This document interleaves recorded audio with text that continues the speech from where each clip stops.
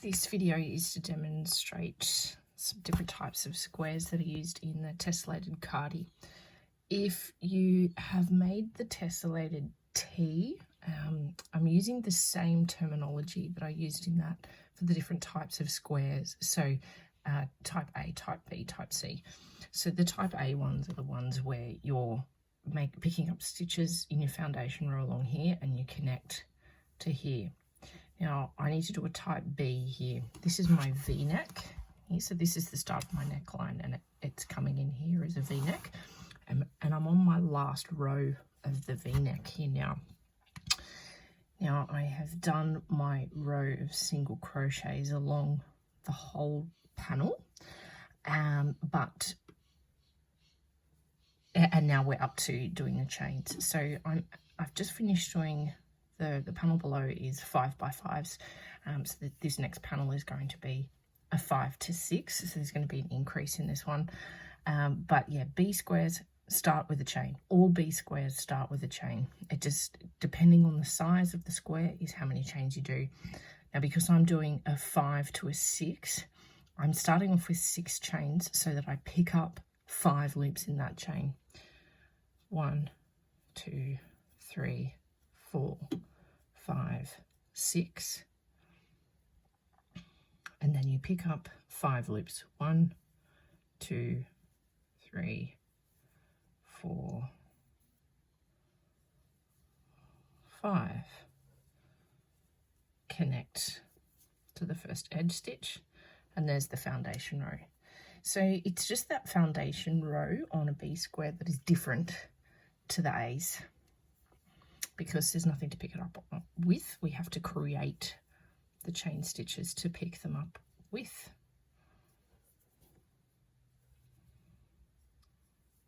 Okay, now if I was doing 5x5s, then it would be 5 rows of 5 stitches, but this one is a 5 to 6. So just for demonstration purposes, I will show you how that works. Now all of the increases are done either directly in the middle of the square or just after the middle. Okay, so I'm going from 5 to 6, so I've done 3 rows of 5, and now I want to have 3 rows of 6. So I pick up my 5 loops, 4, 5, and then I need to do an increase, and my favorite increase in this pattern is to pick up the loop in the back bar, which sometimes needs a little help from my fingernail, and then into the same edge stitch as the previous row. So we're not going up here, we're going here. And what this does is it kind of elongates the square. It's not a true square anymore. Okay, and then 2 more rows of 6.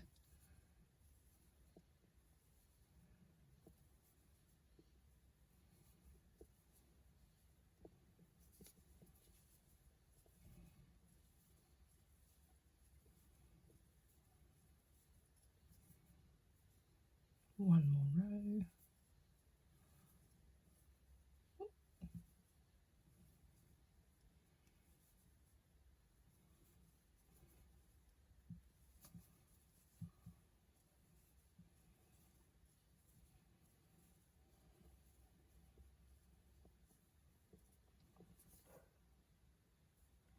So there's that increase there. So see, there's 3 extra stitches along there. So that's how it becomes a 5 to 6, because we start with 5 on the bottom and we end up with 6 at the top. We have 5 connection points here, but then we have 6 rows here. It's the same principle no matter what size we're doing. The original edge stitch becomes, or the edge row becomes taller and wider, but the connection point row stays the same.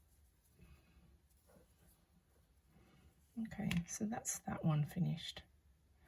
And then we're making A squares all the way around until we get to the last one.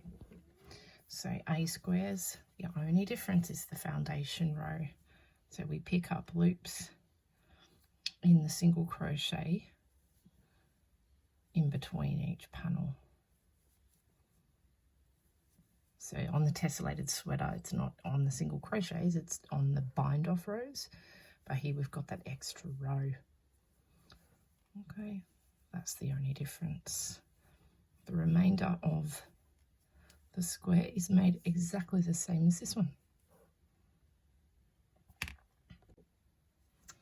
Okay, I've now made A squares all the way around the yoke, all the way around to here. So just to recap, we started with a B square, which starts with chains and rows that connect to the adjacent square next to it. And then we work A squares all the way around, and A square picks up loops from the square below and connects to the adjacent square. Now we're up to a C square. Just going to get myself set up. Okay, so I've just placed a marker on my last A square. So 5 stitches here, and now we're up to 6 rows here and 6 stitches along the top. And we need to do the same thing on this last square. Now, it starts off relatively simply. Just like an A square where we pick up loops, we need to pick up 5. 1, 2, 3, 4, 5. Now, this time we don't have anything to connect it to, so we actually need an edge stitch. Now, the first edge stitch, you can go directly into the last edge stitch from the last square, but because we have that row of single crochet in between, I like to try to get my hook into the edge of the slip stitch that's here. It's a bit tricky, and sometimes I can't even see the loops, so I have a bit of a guess. Whatever I can get it through that will make it look neat. So now I have 7 loops on my hook. Now the return pass is one step different in that we start with a chain, whereas others sometimes, right, they'll say yarn over, pull through 1. It's a chain. Okay, so chain 1 and then the standard yarn over, pull through 2 all the way along. Now when we do the next few rows, it's going to be easier to work that edge stitch because we've got a big one already there. So on this square, because I'm going from 5 to 6, I'm doing 3 rows of 5 stitches. And there's that edge stitch, nice and easy to pick up. Remember, go through both the front and the back loop for a nice even look. Sorry, I just realized I moved my hand down. So there was my chain 1. And then my yarn over, pull through 2s until there's 1 left. Okay, third row is exactly the same as the second row.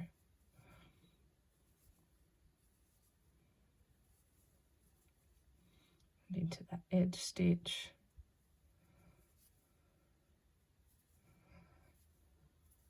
Chain 1, yarn over, pull through 2. Okay, so there's the first 3. 1, 2, 3. Now I want to make this a 5 to 6.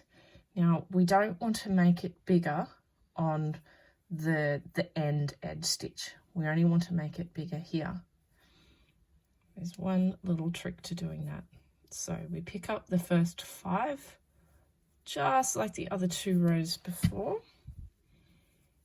We do our increase in the back bump, just like normal. Okay, so I've now got 6 stitches. 1, 2, 3, 4, 5, 6, plus my first edge stitch.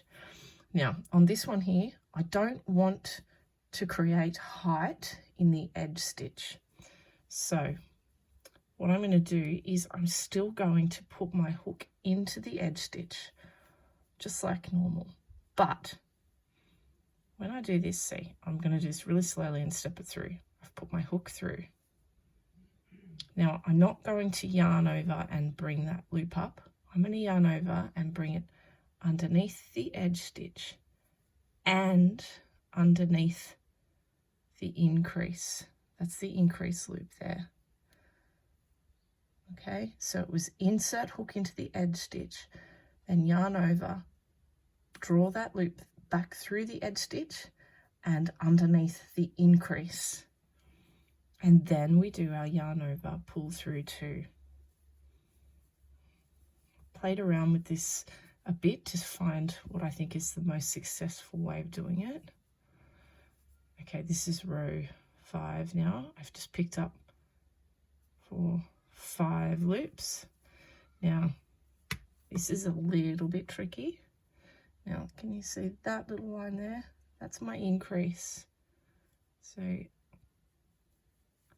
make sure you can still find that increase. So see, I have 1, 2, 3, 4, 5, 6 loops.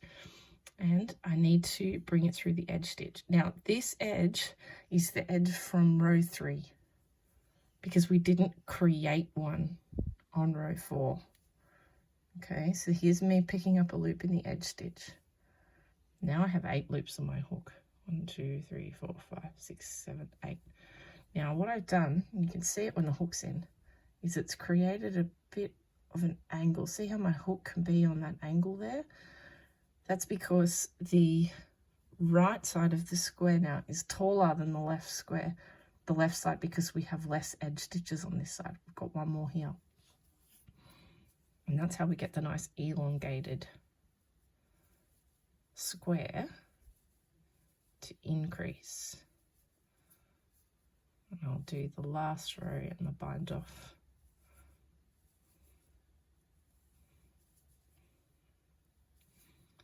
And recap at the end.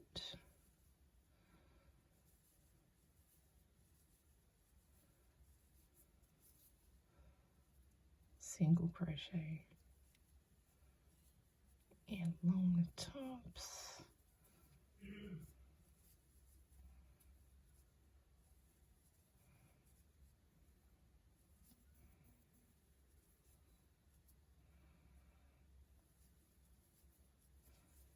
And the slip stitch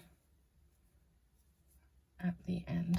Just put my marker in that and detangle from my yarn. Okay, so 1, 2, 3, 4, 5 stitches times 1, 2, 3 rows, and the 6. See, there's that extra little increase in there, which is then worked into row 5. So 1, 2, 3. 4th row has the increase. 5th row has 6 stitches. 6th row has 6 stitches. So it's taller on this side than this side, and it's wider on the top than the bottom. And this is what we're trying to achieve with every square that increases in its size. Now, just remember again, I'm right-handed, so my ending edge stitches are on the left. If you're left-handed, it will be the other way around. You can flip the whole thing, basically. Okay, so if you're left-handed, your ending edge stitches will be on this side, and your beginning edge stitches are on this side. That's because you're working this direction, left to right. Right-handeds work from right to left. So that's all the different squares that are used in this pattern. Next up is triangles.